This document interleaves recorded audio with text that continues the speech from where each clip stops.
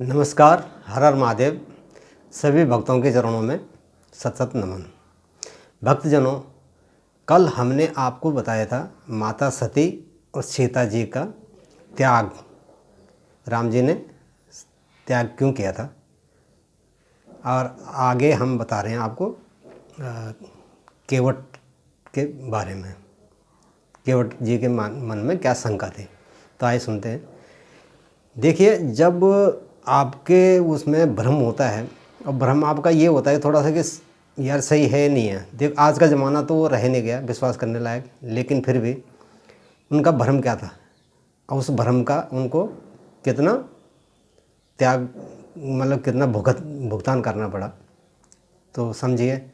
देखिए, उन्होंने क्या किया था, कटौती की जगह कठोता लाए थे। उन्होंने बोला था कि अहिल्या का उन्होंने संस्करण सुना था कि अहिल्या जी जो पत्थर थी वो तो स्त्री बन गई, तो मेरी नाव कहीं स्त्री न बन जाए, इसलिए वो कठोता लाए। कठोता में उन्होंने पाँव धोए। अब सवाल ये है कि पाँव तो धोए, उन्होंने इंतज़ार भी कराया, नहीं ये ऐसा कर दो। फिर उन्होंने जब राम जी को एक पाँव पे खड़ा कर दिया, दूसरा पाँव धोया, तो दूसरे पाँव में उन्होंने क्या किया कि अपना जो राम जी का हाथ था अपने सिर पे रखवा दिया कि मेरे को ऐसे पकड़ो आप गिरोगे नहीं। तो राम जी का सिर मतलब आशीर्वाद भी हो गया। अब इसका फल क्या हुआ आप जानते हो। जब जो है सुदामा जी के पाँव जो है धोए ना, तो किससे धोए? आंसुओं से धोए कृष्ण भगवान ने। तो यही है वो, भगवान किसी का कर्जा नहीं रखते। उन्होंने कोई पैसा नहीं लिया था उनसे ना गंगा पार कराने का। तो देखो, गंगा पार कराने का पैसा नहीं लिया तो कितना राजपाट मिल गया। उन्होंने उनको राजपाट की भी, देखो, एक सच्चे ब्राह्मण के नाते उनको एक राजपाट का भी, जो भक्ति थी उनकी, उसका भी लोभ लालच नहीं था। तो उन्होंने क्या किया, भगवान को ही बोल दिया भैया तुम ही संभालो। अब नौकर बन के रह गए भगवान, मालिक तो हैं सुदामा जी, नौकर बन गए श्री कृष्ण भगवान। तो भगवान आपके घर में नौकर बनने के लिए तैयार है। इसके एक दो उदाहरण हो रहे हैं, आप जानते हो उसको। राजा बलि के यहाँ भी भगवान सिक्योरिटी गार्ड की नौकरी में लगे रहे, आज के भाव से देखें तो क्या होता है, भगवान आपके घर आने के लिए राजी हैं, लेकिन आपके भाव तो होने चाहिए कम से कम अच्छे। कल हम एक विषय पर चर्चा करेंगे कि कुरुक्षेत्र क्या है, कि वास्तव में मरुभूमि है, ऐसा नहीं है।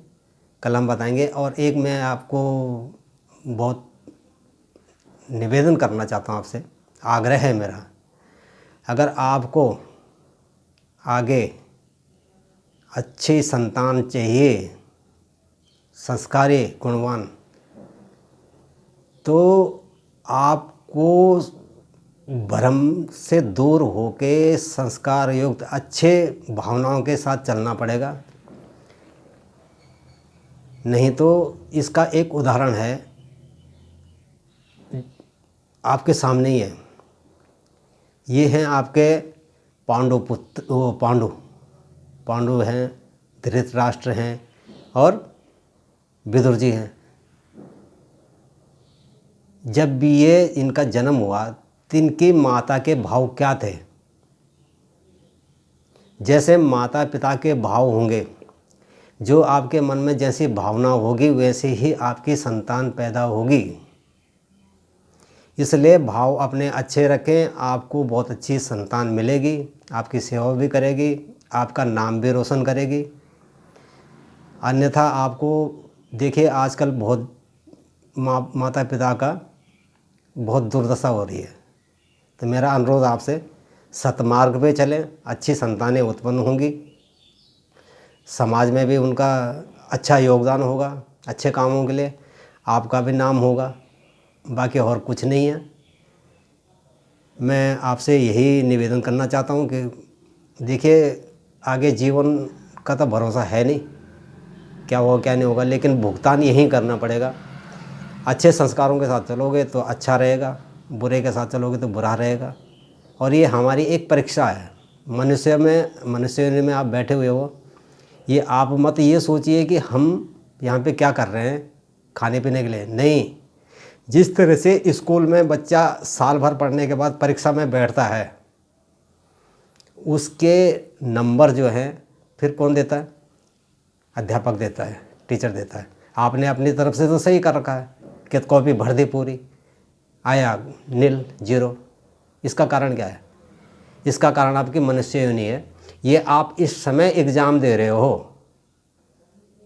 और इसके नंबर मिलेंगे आपको ये शरीर त्यागने के बाद। अब शरीर त्यागने के बाद जो नंबर मिलेंगे तो वो भैया आप जानो, आप जैसे कर्म कर रहे हो वैसे ही नंबर मिलने वाले हैं।